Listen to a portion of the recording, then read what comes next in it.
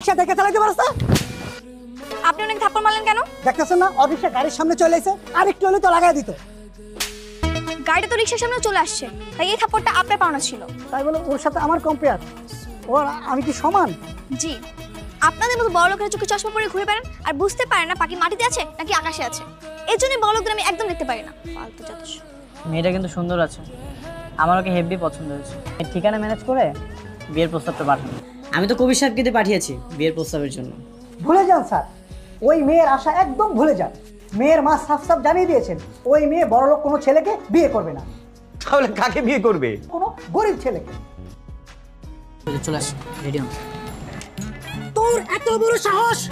গরিব ছোট লোক কোথাকার! আজকে থেকে তোর বেতন কাটা। কি হয়েছে এখানে? দেখেন না ম্যাডাম, আমি ওনার গাড়ি পরিষ্কার করার কাজ করি। গাড়িতে একটু ময়লা ছিল, এখন বলতেছে এই মাসের বেতন থেকে নাকি টাকা কেটে নেবে। আপনি এখানে নাক গলাবেন না। আপনি ছোট লোক বলেন কেন ওকে?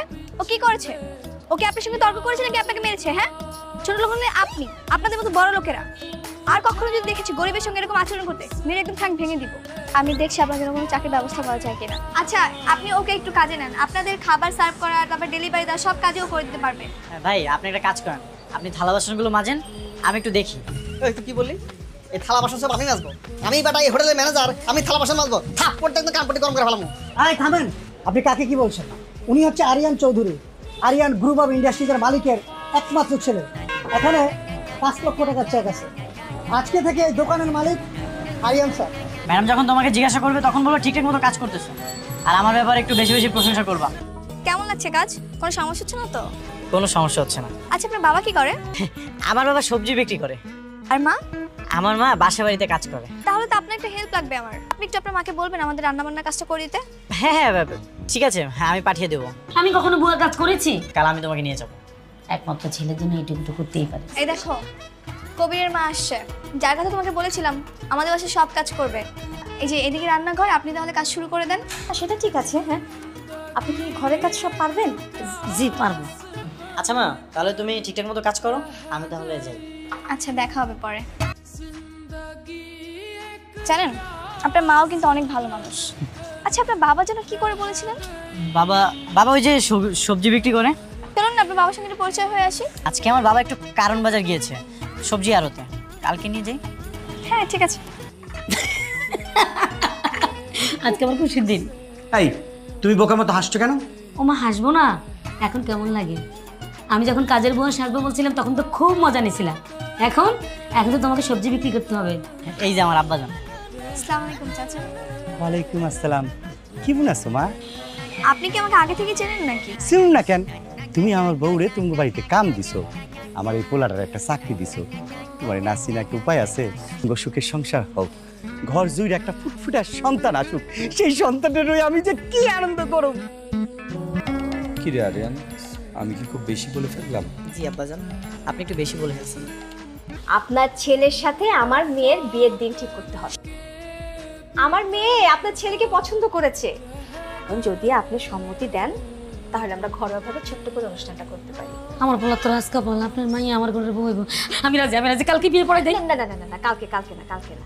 আমরা দুজন বসে কথা ঠিক করে আগামী শুক্রবার আমরা বিয়ের দিনটা ঠিক করে ফেলি। আচ্ছা ঠিক আছে। সারপ্রাইজ দেখ, আমি চলে এসেছি। কংগ্রাচুলেশন। থ্যাংক ইউ ভাইয়া। তোর বর কোথায়? আমার সাথে একটু পরিচয় করিয়ে দে। আসসালামু আলাইকুম স্যার, আপনি এখানে? আপনিও আছেন স্যার?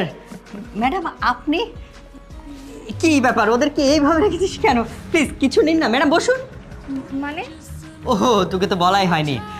উনি হচ্ছেন আমাদের চৌধুরী গ্রুপের চেয়ারম্যান রাইহান চৌধুরী, আর উনি হচ্ছেন তার ছেলে আরিয়ান চৌধুরী, আমাদের সিইও, আর উনি হচ্ছেন আমাদের ম্যাডাম। কি বলছিস তুই? আন্টি তার মানে কি স্যারের সাথে আনিকার? আরে ওর সাথে তো তোর বোনের বিয়ে হচ্ছে। এক মিনিট, তুমি কি তাহলে এতদিন আমার সঙ্গে নাটক করেছো? তুমি গরিব নাও? দেখো অনিকা, আমি তোমাকে সবটা বলতাম, এখন যেহেতু জেনেই গেছো তাহলে শোনো। আমি আর কিছু শুনতে চাই না। তুমি আমার সঙ্গে এতদিন চিট করেছো, আমাকে ধোকা দিয়েছো, এটাই তো? হ্যাঁ, আমি তোমার সাথে চিট করেছি, তোমাকে ধোকা দিয়েছি, কিন্তু কেন করেছি সেটা তো শুনবে। কেন? শুধুমাত্র তোমার ভালোবাসার জন্য।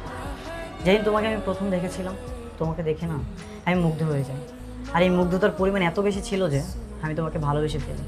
তারপর আমি তোমাদের বাড়িতে বিয়ের প্রস্তাব পাঠাই, কিন্তু তুমি রিজেক্ট করে দিয়েছিলে। তখন জানতে পারি তুমি ধনী কাউকেই কখনো বিয়ে করবে না, তুমি তাদেরকে অনেক অপছন্দ করো। তারপর আমি এই গরিবের অভিনয়টা করি। আমার না কিছু করার ছিল না, এগুলো আমি করেছি শুধুমাত্র তোমার মন জয় করার জন্য, তোমার ভালোবাসা পাওয়ার জন্য। তুমি যখন জানতেই পেরেছিলে আমি ধনীদের অপছন্দ করি, তাহলে সেখানেই থেমে যেতে। কেন এতদিন আমার পিছু পিছু ঘুরেছো, আর কেন আমার সঙ্গে ধোঁকাবাজি করেছো? কারণ একটাই, তোমার ভালোবাসা পাওয়া। ভালোবাসা মানুষের জন্য মানুষ কত কি করে, আমি তো সামান্য অভিনয় করেছি।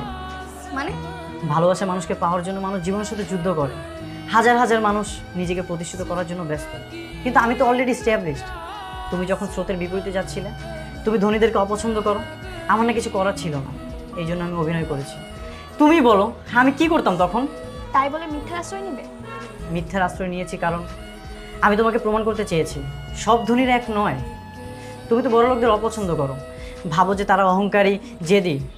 দেখো অনিকা, হাতের 5 আঙ্গুল কিন্তু সমান নয়, ঠিক তেমন সব ধনীরাও সমান নয়। এই যে আমার বাবাকে দেখো, সে কোটি কোটি টাকার মালিক, তারপরও সে রাস্তায় নেমে সবজি বিক্রি করেছে। আমার মাকে দেখো, সে এত বড় প্রভাবশালী বাড়ির বউ, কিন্তু সে তোমাদের বাড়ি থেকে দিনের পর দিন কাজ করেছে, কখনোই অহংকার দেখায়নি।